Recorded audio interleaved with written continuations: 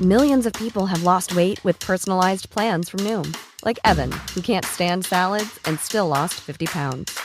Salads generally for most people are the easy button, right? For me, that wasn't an option. I never really was a salad guy. That's just not who I am. But Noom worked for me. Get your personalized plan today at Noom.com.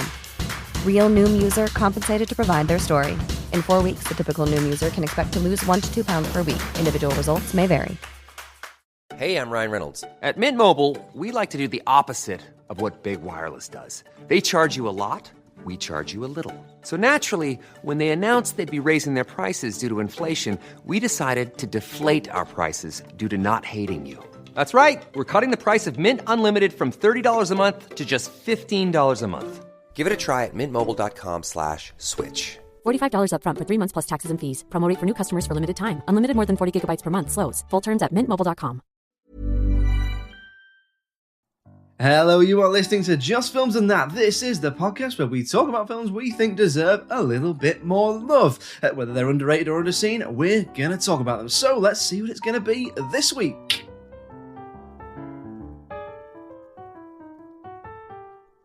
Hello, welcome to another episode of Just Films and That. I'm the host for this week, Josh Hallam. I'm joined, as ever, by my still fairly new, but not as new as last week, but not as new as the week before, co-host Jamie Allerton. Jamie, how are you this week, sir?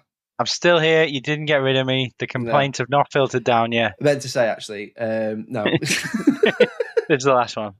It is. No. So yes, Jamie's here. He's doing well. This week, we're going to be talking about a absolute stone cold classic. Am I saying that because I chose it? Yes. It's Gone in 60 Seconds from the year 2000. So spoiler warnings if you've not seen it. if you've not seen it, basically, Nicolas Cage, he's there, he's in it. His little brother gets in trouble with a local mobster because he robs cars for money. So Nicolas Cage says, well, I'll tell you what, I'll rob the cars for money, except he's got to rob loads of cars in one night. And it's just a real unreasonable demand from the gangster, basically, and that's what the film's about. Why did I pick it, Jamie? Did I want to put you through? Yeah, what did I put? Did I want to put you through your paces? Did I want to test your loyalty? I think we were agreeing too much. That was it, wasn't it? I've just, you know what it is? Spent too long, talking to Alice, and I've not had enough time to do man stuff, lads and that, yeah, cars and stuff, and we're lads, aren't we? Do you know what I mean? Yeah, we're lads, yeah. I haven't got a driver's license, but we are lads. Though, we are push-ups and that. It's been a while since I spoke to a girl, but we are lads. Yeah, proper lads and that. I hope my ex is listening to this. Do reach out if you are, but we are lads. Talk to each other. Do talk to each other. This is not a classically good film, right? It's not. It's an absolute macho cheese ball fest. But my argument is that it knows it is, and it's big, dumb fun, harmless entertainment. I think it's sort of a B-movie blockbuster. And I think it's critically, particularly critical score on Rotten Tomatoes, not to give anything away, is too harsh, right? But it's not perfect. It's not. I don't even know if it's good, right? But that's why I've picked. So based on your reaction, I have a sneaky suspicion you've seen this before at least once. Yeah. Well, do you know what? I was being a little harsh on it. The first time I saw this film, I hated it. Absolutely hated it. Because I threw it in with the Fast and the Furious, and it was that spate of kind of PG-13s that we were getting a lot of. Yeah. Where it seemed like a lot of action films were getting neutered, and I was raised on the Van Damme films, and the early Jackie Chan's, where it was like, wow, we're going to see some broken bones stuff. If someone's going to get shot, there's going to be a squib. And now we move into like the big blockbusters of the noughties, where it's no, we got to keep that PG-13, and so it kind of felt like it didn't have any balls at the time. But what you were describing as like this big macho film, I was like, oh, it's kind of been neutered a bit. No, that's a good point in terms of the rating. I was just thinking of a point of view of lads with cars. Yeah. But it's funny actually because that's why I associate it. So I've been on record before on this podcast of saying I've never seen a Fast and Furious film, and it's not through snobbery or anything like that. I think it's because A, there's so many of them, so I'm like, if I've not got the time to watch them, but B, it's because at school essentially it boils down to, at school, I didn't have a great time, and the knobhead lads in my year all liked Fast and Furious films and like car films and stuff like that. So I associate it with knobheads, basically. That's my like personal experience of it. So that's probably where my view came on. But anyway, as we were saying, this is why you started crying when I got you that Fast and Furious cake for your birthday. I'm so sorry, mate. It is. Yeah. It didn't have. You just got. The fact that it just said the word family. Yeah. Well, I get my type 2 diabetes 1/4 mile at a time. That's a reference that goes over your head. I've just realised. Yeah. Is that a quote? Yeah. I think Gone in 60 Seconds is better than Fast and Furious, because to compare the two, and this was in my notes, but we can get it straight into it. I think Nicolas Cage is untouchable. I love him too much, and even if he's in a terrible film, I love him.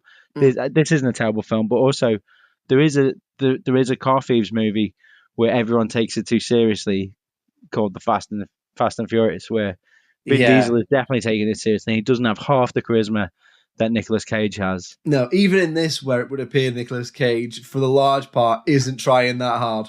Yeah, that's what's great, is that he's like, I've done all these action films where I'm playing like big flamboyant stars. I've done this is post Face Off, isn't it? Yeah, so he's done Face Off, Con Air, The Rock, the trifecta. Yeah, the big three. Yeah, and he's gone, I wonder if I could do one of them action films without acting in it at all. I just want to put a leather jacket on and not have to do anything else.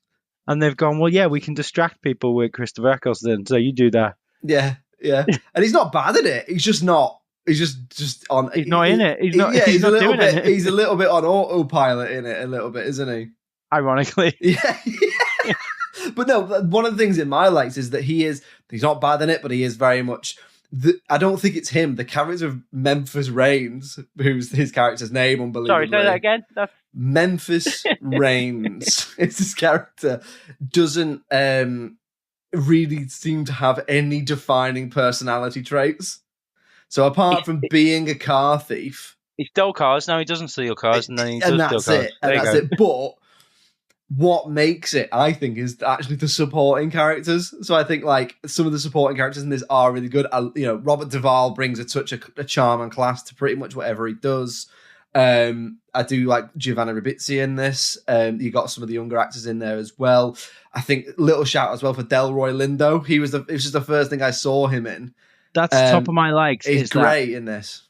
Delroy Lindo and Will Patton. Yeah, Will Patton as well. Yeah, of course. Yeah. If you put them in a film, and Will Patton, he does, I think, like 50% of the emotional work in Armageddon. You throw Will Patton in, and I'm watching it. I love John Travolta's The Punisher, because Will Patton's there. That's a great example as well. Yeah, and Delroy Lindo, is this like peak Delroy Lindo, where he's sexy? Timothy Olyphant as well. I don't like Timothy Olyphant in this, because he's just a bit of a prick. The script has got, I think, what modern people call like the oh god, he's behind me, like smugness of it too, and it just needs a bit more nuance and polish to the script. Timothy, you can tell at any point he's gonna shout like, well, that's gonna hurt in the morning or something, Yeah, he's literally just there to be a bit of a prick, to the point where even Delroy Lindo's character has been like, don't be horrible about my wife. Yeah. It's like he almost breaks character or something. But yeah, so what else did you like about it? So yeah, I think cast, genuinely, I think cast, we can't underrate how well it is. Also, this has some great introductions. You've got Vinnie Jones gets 2 introductions in this. There's one in the morgue, but then also, as I was watching this, I forgot how much I enjoy him with the Molotov. Just blowing the car up. Just blowing the car up, yeah.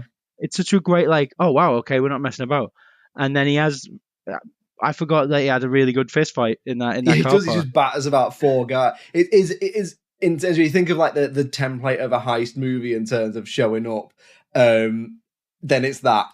Yeah. It's that over and over again. Watching this is trailer trash Ocean's 11. Yeah, it is, which is actually meant to be Logan Lucky in a way. But yeah, no, it has absolutely, you've got the bit where he goes to see Robert Duvall, Vinnie Jones, G. McBride's character, who's what would someone who used to steal cars do for a legitimate job? Be a driving instructor. I think that's very funny where he just says, all right, the car's yours. Yeah, just take it round the block. And then she crashes. Hilarious. Funny stuff. People's lives get ruined and stuff. But so the introductions I like. The simplicity of the plot on this is fantastic. Yeah, that's one of the things 50 for me. cars in one night. Yeah, it just sets its rules out. That's why I think it's sort of big, dumb fun, and it's a bit of a blockbuster B movie because the script is a bit hacky and a bit like some of it. Obviously, they must have thrown some of it together and stuff like that. They might not have done. It wasn't there on the day, but it establishes the rules really, really well. And then that's it. You just enjoy the banter, the quippiness, and stunts and all that sort of stuff. Yeah, you get some really good use of montage in this as well. Some really fun. Like I've got the music as I like as well. Like that's what's good. Jerry Bruckheimer is a great producer, and he never skimps on the music. You get some real great needle drops that get you into that vibe. Of like I was reading up on it, and a lot of people were saying this is one of the movies where when you come out of it, you just want to get in your car and drive fast because you feel part of the team. But you're stuck in the cinema car park and it's 5 miles an hour. You've got to. And I've got my bike. It's a folding bike. So that there's some good in there. I think that middle section's really strong as well. The kind of the town. One thing they do really well is it's not just we're going to break into 50 cars. They have different ways to steal the cars. They're in different locations. They have to do certain things. There's Vinnie Jones and the very annoying younger fella. Do you know what's weird is what is a like about this is that they didn't do the Fast and Furious thing of creating 9 sequels. It stands. No, they just like that. So he's done it. Yeah, it's done and done. And that again, really like how Jerry Bruckheimer works. He kind of roughly goes, right, there's a script over there somewhere. There's loads of cocaine here. Let's just make this film. And at what time is Everton set?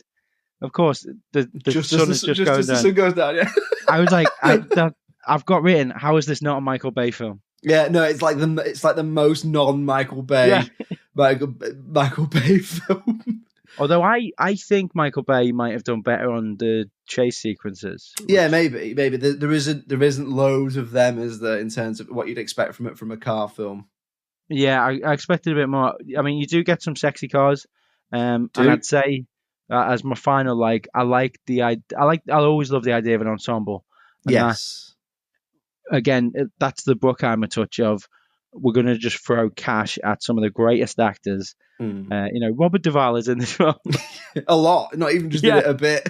And he looks like he's having fun as well. Everyone looks like they're having fun. The scene where Delroy Lindo goes in, then they've just stolen the car. Oh yeah, one of them stolen a car that they shouldn't have stolen. Yeah, and the scene where Delroy Lindo goes in, you can tell all of the actors are having fun. Yeah. Or the bit where they get inexplicably guessing the sound of a car based on its engine, which someone's recorded on a CD.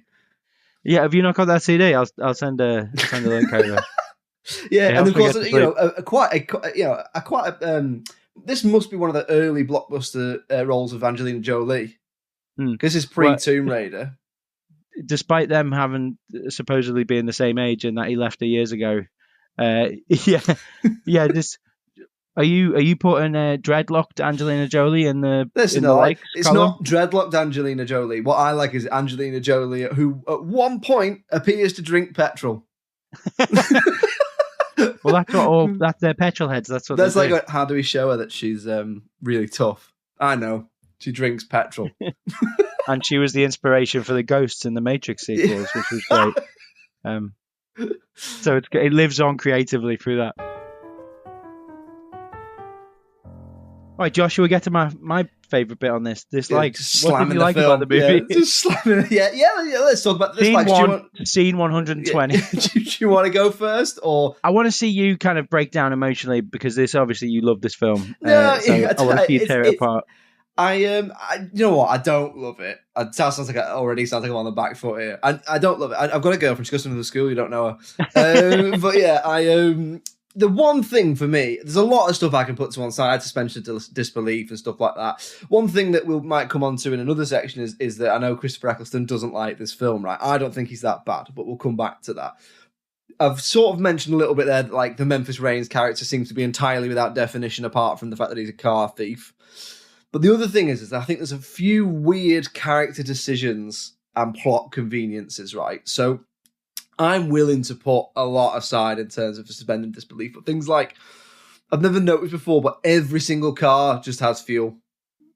There's not one where they're like, oh shit, we'll never get this to the other side of town. We better go. That's put not some a bad fuel in. conundrum for them to have. Well, I think it could have been. There could have been like a really tense scene where they went and got fuel, but that car is, the police are onto it or whatever.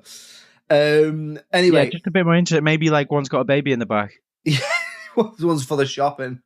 A bomb. There's a bomb in one of the cars. And then they can't go over 50 miles. No, that's something else. That's so yeah, things like every car has fuel. At one point, like I said, Angelina Jolie does appear to drink some petrol, which I thought was weird. At one point, obviously, like you touched on earlier, Nicolas Cage and Angelina Jolie's characters appear to have been either together or certainly in a sexual relationship before. Is that right? It doesn't say it explicitly, but it sort of strongly hints at it. They were together, and then so this is another annoying thing: is that relationship he apparently fled town, and that's why she's angry with him, and the crew's angry with him because he fled town. And then when they have a conversation, he says, "Well, I did ask you to come with me," and she says, "No, you asked me to change who I was," and it's like, oh, so no, he did say I'm leaving town. Do you want to come with me? Yeah. So you can't be angry if you were like no. And also, you could just steal cars wherever he's going. Yeah. But no, stuff like that. But the big one I noticed, and I've never noticed it before, was that at one point they're getting a little bit hot and heavy in one of the cars whilst they're waiting for another couple to stop getting hot and heavy so they can steal his car. And they start, looking like they're going to get down to having sex. If your brother was going to get killed in a few hours and you loved him enough to take on this job, would you waste? I'd call him and be like, I'm about to have sex. Is it all right if I have sex with Angelina Jolie's character? But again, that takes it back to that kind of PG-13 nudity, because I think she gets on top of him and then they just call it off and then they drive off. Yeah, that's pretty much it. Two huge Hollywood blockbuster stars, both of them very comfortable with the body. Give us that steamy sex scene, Yeah, because they do the whole dirty talk, but it's cars. Yeah. So there's a lot of stuff mentioning things like shafts and suspension, stuff like that. Belt. Yeah. Airbags. Radio FM. Yeah. Revs. Apple CarPlay. That wasn't around yet. But that's the only real thing for me. It is cheesy. It's schlocky. And a lot of it I'm willing to forgive because I just take this as a big old blockbuster B movie. But that was the main one. There was just some stuff I was like, I can't get past those particular things. That and the fact that the main character just doesn't. It's not that Nicolas Cage is bad. It's that the character of Memphis Reigns just does not have any discerning personality. He's like an unloaded website. Yeah. What about you? So I'm wondering how you felt about, because I hated Giovanni Ribisi's team. I just found them really annoying. Sort of the young car thieves. So Kip's his brother. Mirror Man is the guy with the sunglasses, and I can't remember the name. One of them's just orders pizzas, one of them's a hacker, one of them's James Caan's son. Yeah. Is it Scott Caan? Yeah, Scott Caan. Yeah, with the big hair. Yeah. They do really stupid stuff. They have that really annoying lingo of like, these are young people in a Hollywood movie. Yeah. And also when they say we want to join the team because this is you're trying to take the money that we were going to get. Yeah. Like that should have been a punch. Like they have a kind of argument, but that should have been Nicolas Cage punching Giovanni Ribisi, and then that way at the end when he buys them the car, like it's actually really nice resolution. It's like just making him a nondescript frying pan full of meat isn't enough, really, is it? There should be more tension between the brothers. Nicolas Cage should be like, I don't want to be here. I've had to come back because you have fucked up. The most they do it, apart from the odd bit where they bicker, there's the bit where Will Patton's character's like, oh, I should slap you because he left because your mum told him to, because otherwise you were going to fall into his ways. And then, do you know what? You did anyway, and now he's had to come back. No, I've never really noticed that before. Yeah, Nicolas Cage should be like, I'm here to save you from getting shot, you prick. Yeah. like what you're doing here. Because even to the point where I've never noticed before that actually Christopher Eccleston is still going to pay him for the job. Yeah. He could just go, if you don't do it, I'm going to kill him anyway. No, I'm not paying you. Yeah, I don't think Christopher Eccleston was ever going to pay him, though, was he? No, probably not. He's probably thinking about how much he loves Wood, because that's his one defining character trait. Should we get into it then, the Eccleston of it all? Well, yes, go on. Should we get into the Eccleston of it all then? God, I hated him. I hated him so much. I hated it. Never rains, but it pours. I know we love to put positives on this podcast. I'm not here to just be like a negative Nelly. But we're balanced. We're balanced. If you hate his character, you hate his character. I think he's obviously trying to go big, and it's I'm from the north. It's great to see a northwest character. That is the one thing, isn't it? I was like, well, at least he's not posh. Yeah, and I think I can't remember what term he uses, but he uses some like proper colloquialism. So I'm like, yeah, you go, Chris. Yeah. But he's too annoying a character to be imposing, and also they've done something interesting with the Will Patton character, but actually it takes away a lot of tension if your main villain's right hand henchman is on your side already. There's no threat from Christopher Eccleston in this, and you know Nicolas Cage could beat him up, and he does really easily. To the point where actually he is meant to be a violent gangster. So I think it's a strange one that I think, and he is in that mold of Hollywood villains in films that have one characteristic that they monologue about when you meet them. So it's like he's really into Wood, so he does a lot of monologuing at first about. They call Wood. him the Carpenter. No, who calls him the Carpenter? They call him the Limey or the Brit. Yeah, yeah. But also, it makes it very clear that he's been in, I think it's Long Beach for like 6 months. Oh yeah. So who's calling him that? I think this just goes to show like the crime scene in Long Beach is really easy to take over. Yeah, all you have to do is just a bloke from Manchester who hates baseball. It's Joe. Shall we get into the critical reception? Josh, I've not seen how well this did. No. How do you think it did? I think we both know it's not winning any Oscars.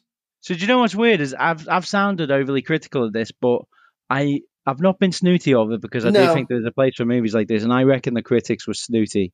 I think this is going to be one of them ones where the critic score is less than the audience score. It is fun. Yeah. What would you say it was roughly? I reckon critics is in the 40s. 40s. Okay. Yeah. Okay. I mean, you bang on with your estimation, not with the numbers, but you bang on with it, and I agree with you. I think there is a place for this sort of film. Like I said, it's a blockbuster B movie. It's not trying to be anything more than that. But I was quite surprised with the scores, but one in particular is why I picked it. So, and I think you're going to be quite surprised at this. So, over IMDb, it gets a respectable 6.5 out of 10. Okay. And I was like, oh, this isn't going well. I'd already picked it before I checked the scores. And I was like, this isn't going well for me. Over Rotten Tomatoes, the audience give it, and this was the biggest surprise, 77%. Yeah, it's like, that's just you, isn't it? Different accounts. Yeah. 250,000 times I've reviewed it. Now that's pretty high, right? I would say that's higher than it deserves. I think this is it's a 6 out of 10 film, right? But the critics give it, and this was not a shock, but this is why I picked it, 26%. That's so harsh. It's not a Transformers 4. It's not Speed 2. It's not, it's 26%. Yeah. I think, again, and we talked about this before, you've got to look at these films through with all the best intentions you can, that they succeed in achieving what they set out to do. And I think it does. 26% harsh. I mean, that averages out at 56% or 5.5 out of 10. So I think, you could be saying that's borderline appropriate, but I think that critic score for me drags it right into underrated. What do you reckon? Yeah, I think you're right. Like it's mad because this, I'd say 5.5 is fair. Yeah, it's not outrageous. I mean, obviously they're aggregator sites, so it's not that, everyone said this is No, it's average. I would love to see somebody who thought that 20... I'd love to be in a room with both someone who said this is 26% and someone who said this is 77%. And who see which one's the maddest. So yeah, I think you're right there. It's little bit better than 26%. So you were right to bring it to the pod. So you get to carry on hosting it. Thank you. Appreciate that. So there we go. Gone in 60 Seconds is underrated, which is why I picked it. And I am very glad, because when I saw 77% on Rotten Tomatoes, I started to get nervous. And then you scooch on over to the critics and you're like, I can always rely on the critics to be incredibly snooty about films like this. So Jamie, it's your turn to pick next week. What are we going to be watching? What are we going to be talking about? I've got a treat for us. We've got 2012's Rise of the Guardians, animated film. Okay, 2012's Rise of the Guardians. That's great. So next week we'll be talking about that then. So in the meantime, if you'd like to get in touch with us, it's filmsandthatpod@gmail.com. We're on all the social medias. If you search for Just Films and That, you'll find us on Facebook, Twitter, X, Instagram, TikTok, and YouTube. We're always putting stuff out there, so do give us a follow. We're on Patreon as well, so if you want to support the podcast, get a little bit of extra content, episodes a day early, ad-free episodes, stuff like that, click the link in the episode description, and for £1 a month you can get all that, and you'll be supporting us, and you'll have our undying love and affection. All that remains to be said is thank you very much for listening. We'll see you next week. It's goodbye from me. Cheerio!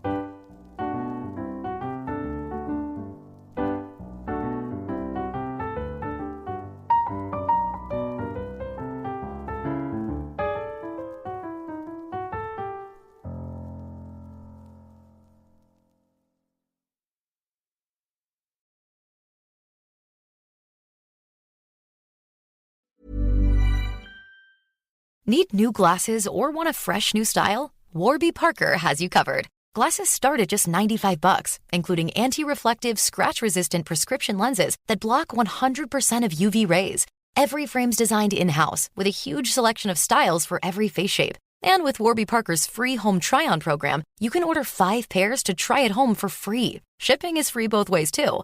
Go to warbyparker.com/covered to try 5 pairs of frames at home for free. warbyparker.com/covered.